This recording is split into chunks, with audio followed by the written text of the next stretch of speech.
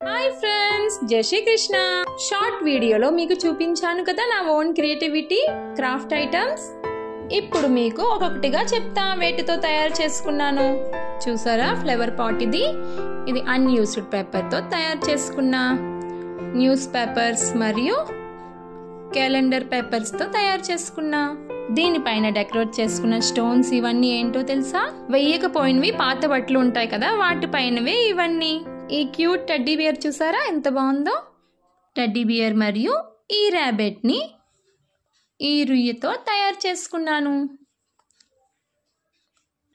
ఇదిగోండి మన national flag మరియు ఫ్లాగ్ మాస్ట్. ఇది కూడా అన్యూస్డ్ పేపర్స్తో తయారు చేశాను. మరియు ఈ పేపర్స్ చూసారా, ఈ రౌండ్గా చేసుకున్న పేపర్స్ ఏంటో తెలుసా? గిఫ్ట్ ప్యాకింగ్ చేసే పేపర్స్ అండి. మరియు ఈ ఫ్లవర్స్ ఏంటో తెలుసా?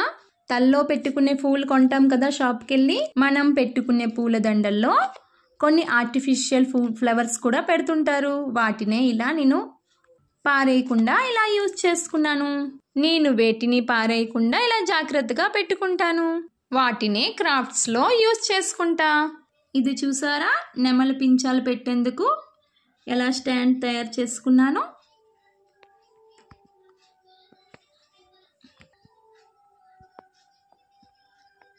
దీన్ని కూడా అన్యూస్ పేపర్తోనే తయారు చేసుకున్నా. ఇదేంటో తెలుసా? మెడిసిన్ బాటిల్ అండి. దీన్ని పారేయకుండా నేను పెయింటింగ్ చేసి ఫ్లవర్ పాట్లా తయారు చేసుకున్నా. మనకి ఇన్విటేషన్ కార్డ్స్ వస్తాయి కదా, వాటిని పారేయకుండా ఇలా ఫ్లవర్స్ మరియు ఇలా తయారు చేసుకున్నాను. చూడండి, ఇది చూడండి పెన్ స్టాండ్.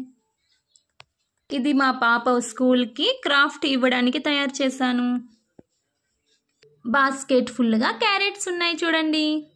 దీన్ని కూడా వేస్ట్ పేపర్స్ మరియు థర్మాకోల్తో తయారు చేసుకున్నా. ఈ ర్యాబిట్ని మనం గ్లాస్ ఐటమ్స్ కొంటాం కదా, ఆ బాక్సెస్ గ్లాసెస్ సేఫ్టీ గురించి పెట్టుంటారు కదా థర్మాకోల్స్, వాటిని కూడా నేను పాడేయలేదు. ఇదేంటో తెలుసా? Remote stand.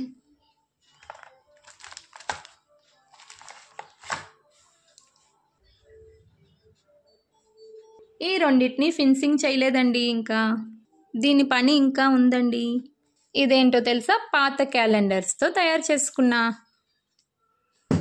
దీన్ని మా పాప లాస్ట్ సెషన్ నోట్బుక్స్ పేపర్స్తో తయారు చేసుకున్నా.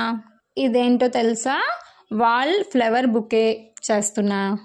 గ్యాప్లో ఫ్లవర్ పాట్ వస్తుందండి.